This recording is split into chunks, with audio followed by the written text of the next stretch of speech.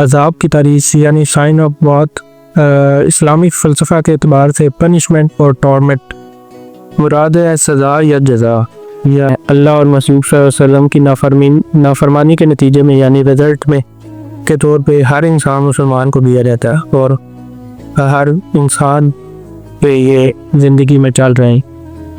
اور پھر اس کا ایک انتہائی پہلو اہم جو یہ ہے کہ عذاب سزا کی شکلیں یا صورتیں ہیں، ٹھیک ہے۔ یہ سزا ایک جو ہمیں بتایا جا رہا ہے آخرت یا موت کے وقت یا موت کے بعد کی زندگی کے حوالے سے، اس حوالے سے ہماری آج کی جنریشن یا میں جوان نسل جو ہے وہ کنفیوز ہے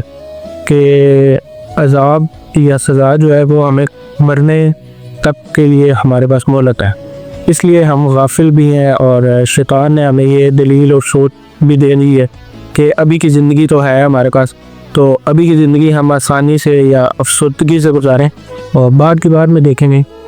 لیکن علماء نے جو ہمیں بتایا یا جو ہم تک پیغام پہنچا کہ عذاب یا سزا کا عمل جو ہے، جو انہوں نے ڈیفینیشن ہمیں بتائی ہے، وہ آخرت کے حوالے سے اس پہ زیادہ زور دیا گیا۔ تو میں یہ نہیں کہہ رہا کہ وہ ڈیفینیشن یا تعریف غلط ہے، وہ بھی ٹھیک ہے، لیکن جو یہ ہے اللہ تعالیٰ ایک سورہ جاسیہ میں آیت 19 میں ایک آیت ہے کہ اولئک لہم عذاب مہین۔ وہ سزا کیا ہے؟ وہ سزا یہ ہے کہ ہمیں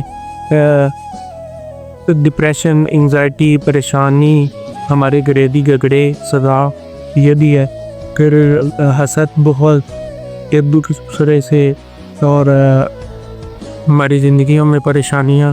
یہ تو اس عذاب مہین یعنی اولئک لہم عذاب مہین ان لوگوں کے لیے